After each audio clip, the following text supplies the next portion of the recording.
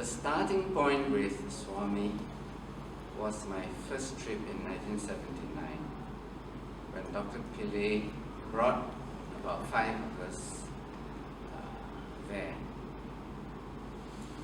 If I remember correctly, I think it was around Guru Purnima. I think it was July 79. But long before that, what made me want to go was one day in Ipoh, my hometown. In those days, Ipoh was notorious for people who drank excessively much, and I was no exception. So one morning after a heavy night, an old family friend was talking, and then he was talking about a photo in a friend's house in Kuala Lumpur where ash was coming out. So I laughingly dismissed it. I said, "You must be still drunk. I thought we got over last night, but you still haven't got over it." So he said, No, it's there. I said, "Okay, I don't know." I put it aside. And when I came back to Singapore, and 2 weeks later, Dr. Pillay sat next to me at a medical dinner and started to talk about this person called Sai Baba.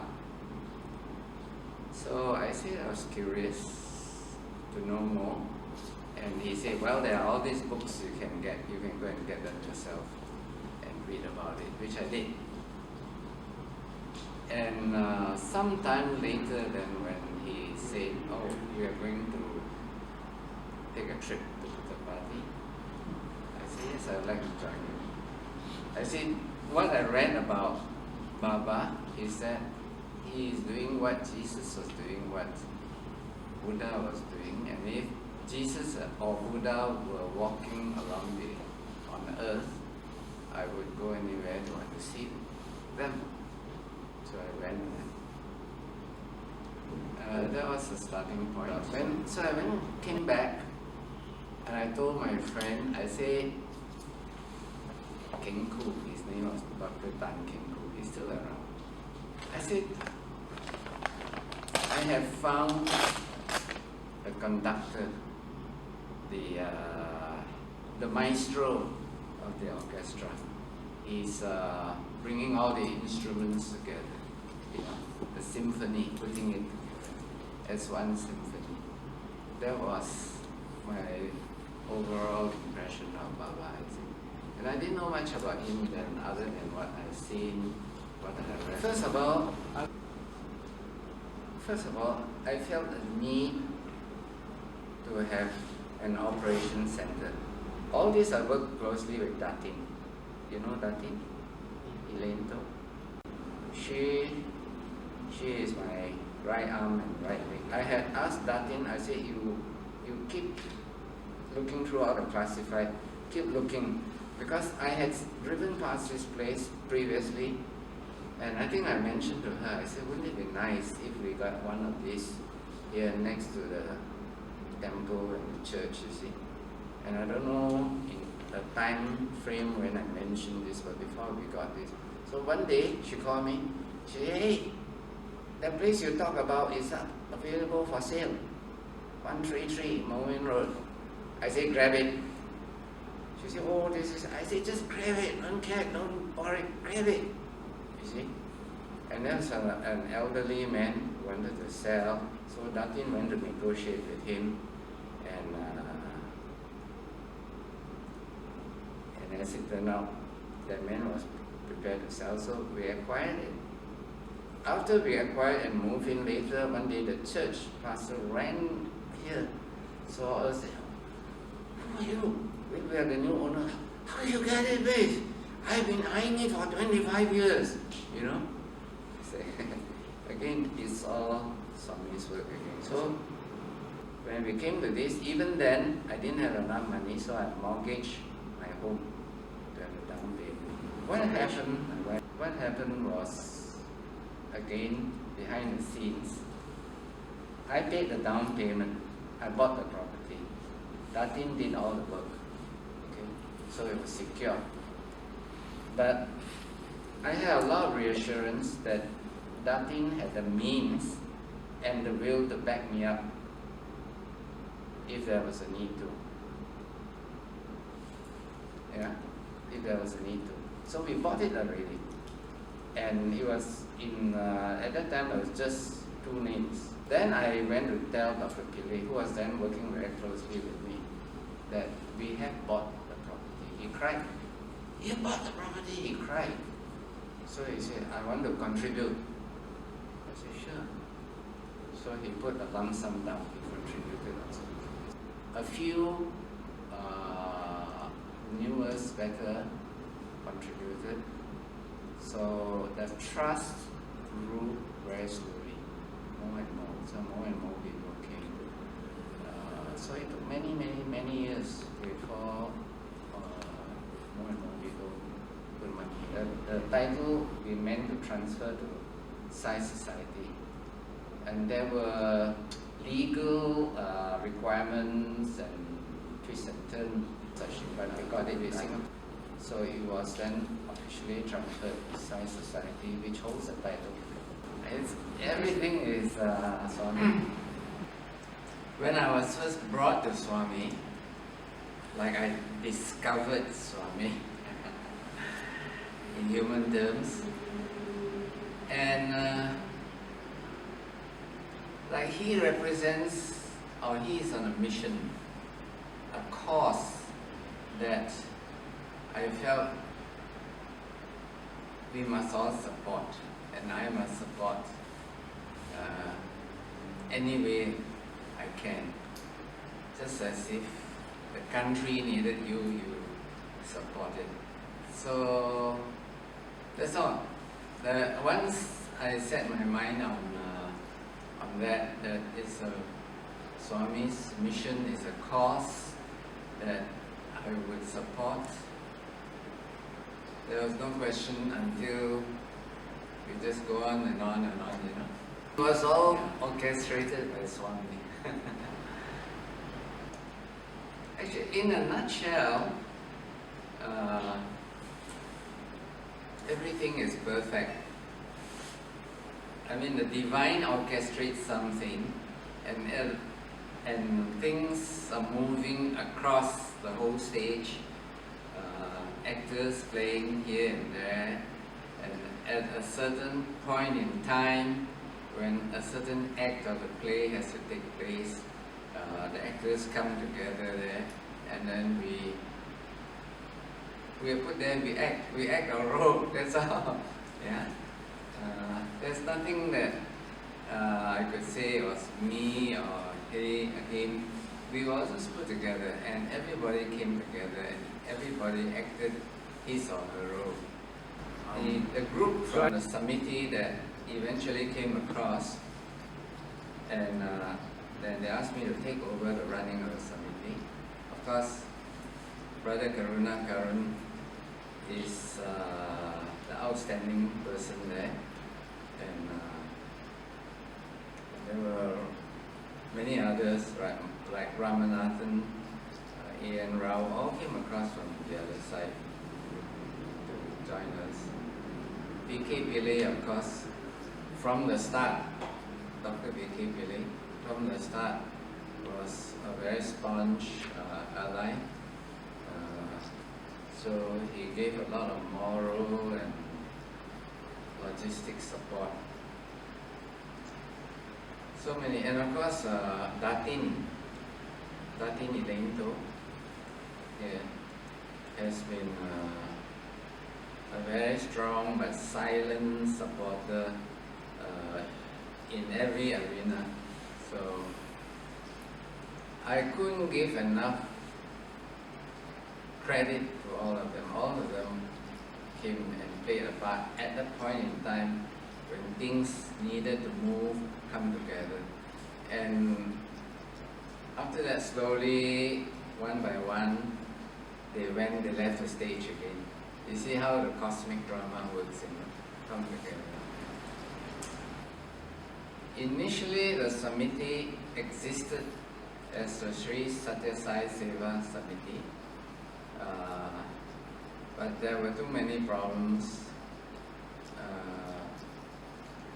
with its existence as it had been. So we had to give birth to a new entity, which we then call Sathya Sai Society, which has to be different in concept, in character.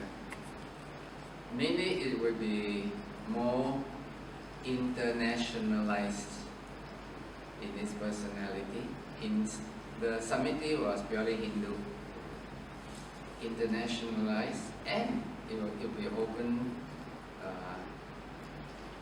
to ladies, equal rights to everything with the ladies, which Samiti was not open to. So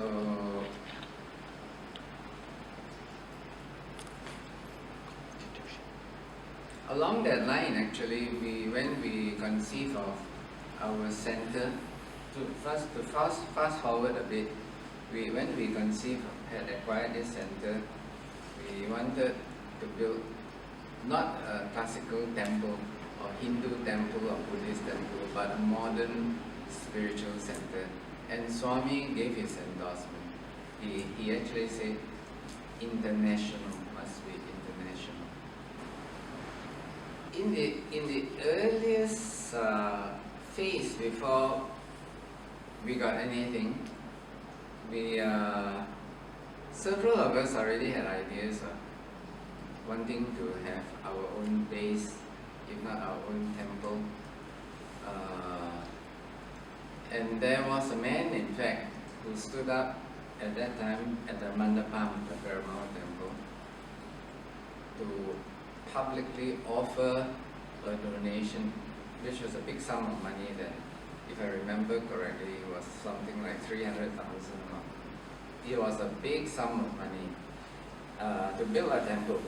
So Dr. Pillai and I brought that message to Swami and asked him, should we accept that offer and try and build a temple? And so Swami said, no. Temple is in the heart. Like more or less, like spend the money helping others, doing other things. So that was it. There was no more. But somehow in me, I felt the need for us to have a home base, because we were renting shop houses, we were renting school premises, we were going like nomads from place to place for our meetings. And of course the bhajans were going from home to home too.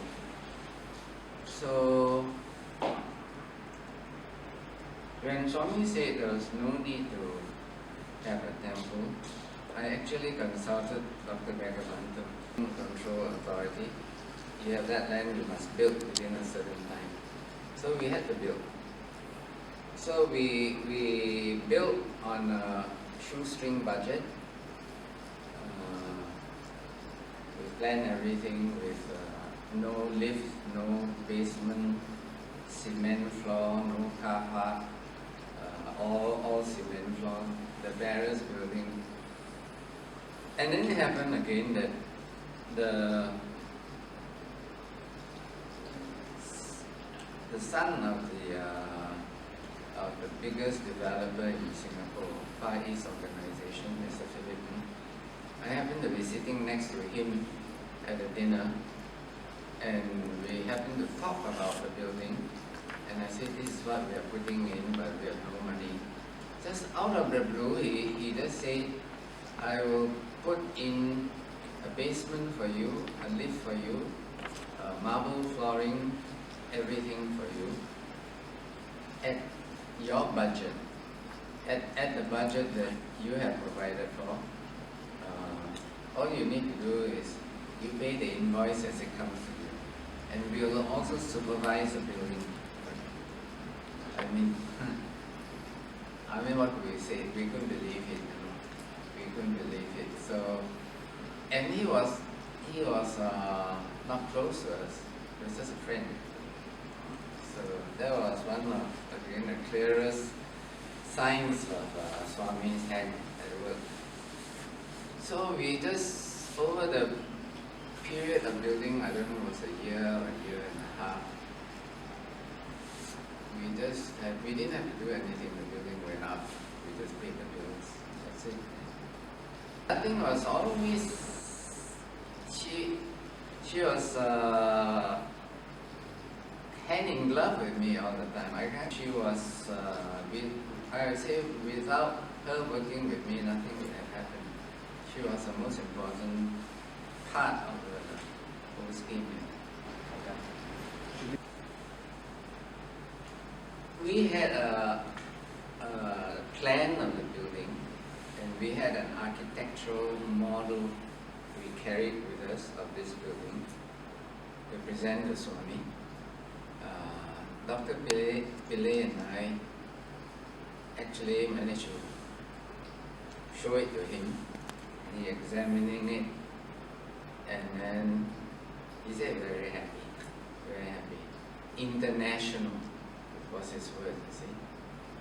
And then we heard even later, for a day or two, he was telling people around that we're in the Singapore Centre International. So we felt that we were on the right track, and actually we actually told him also that we were not having an altar, just a picture. And, so in that sense, we had Swami's endorsement that, because there were people who wanted a traditional altar and all that. We just had a picture of maybe just a lamp burning, that's all. So, I mean, Swami knew all about it. Give his blessings.